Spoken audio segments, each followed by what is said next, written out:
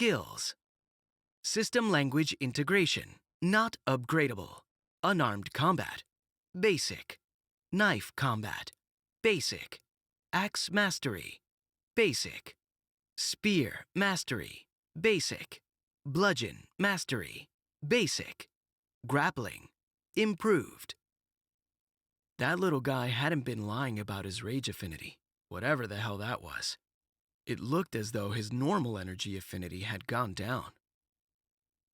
Well, here's hoping that guy didn't fuck me over. Chapter 8. Rage. Victor had to tiptoe when he returned to his cage with Ponda because he didn't want some pissed-off pit fighter to toss shit at him for waking them up. He didn't know if they'd actually do that, but Vulu had seemed serious about the risk, so he figured he wouldn't take any chances. He crept to his corner of the cage, curled up on some straw, and went to sleep, listening to Yarella and Vulu breathing and the soft, deceptively soothing sounds of prisoners shifting around, snoring, and mumbling in their sleep. "A spirit core, huh?" Yarella asked when he told her about his experience the next morning. She wore a frown and looked a little skeptical.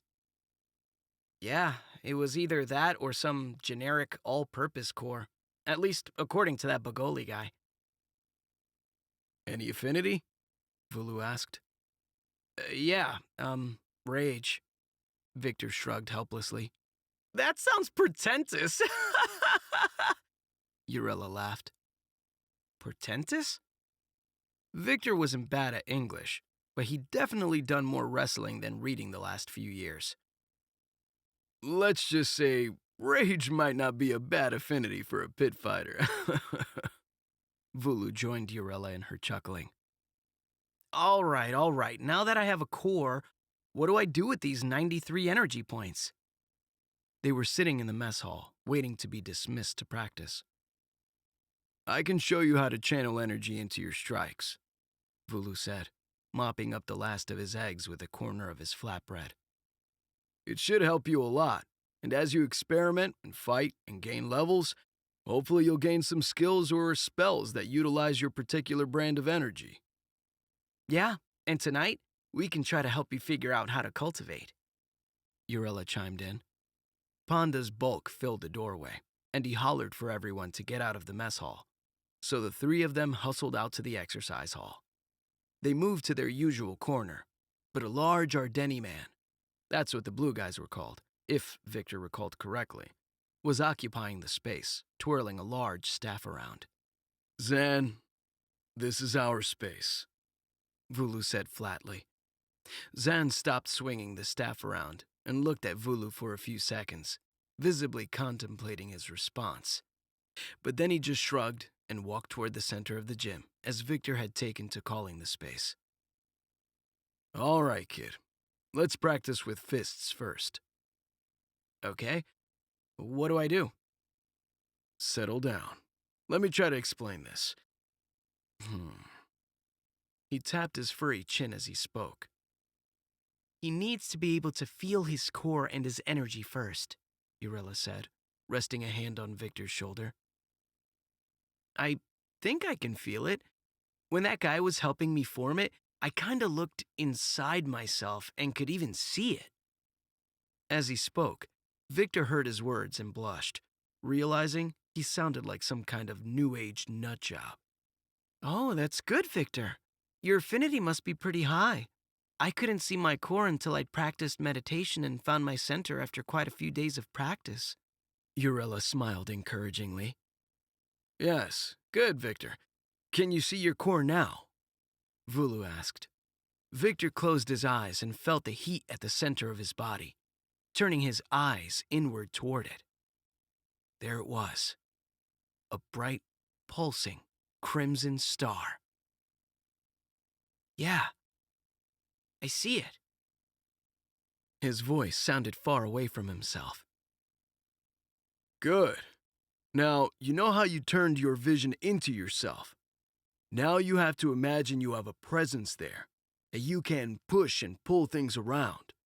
Use your presence to pull some of the energy from your core into the channels around it. Let me know if you can do that. Vulu's voice also seemed far away, and Victor found himself more and more wrapped up in his study of his core. Still, he heard what Vulu said, so he tried to imagine pulling on some of that red energy. And as he did so, a strand of it broke away and illuminated the pathways near it. Victor smiled and pushed the strand into the nearest pathway. Okay, done it. Good. Vulu's voice had a touch of excitement that Victor rarely heard from the dour goat man. Now, visualize that energy traveling up the pathway toward your right fist. When you've got it, say so. Once again, Victor followed Vulu's directions, pushing that strand of energy farther into the pathway, guiding it along his stomach, up his chest, down his arm, and into his fist. All the way, it felt hot, pulsing with a heat that was more than temperature. Got it! There was an edge to Victor's voice, like a snarl lurked beneath the surface.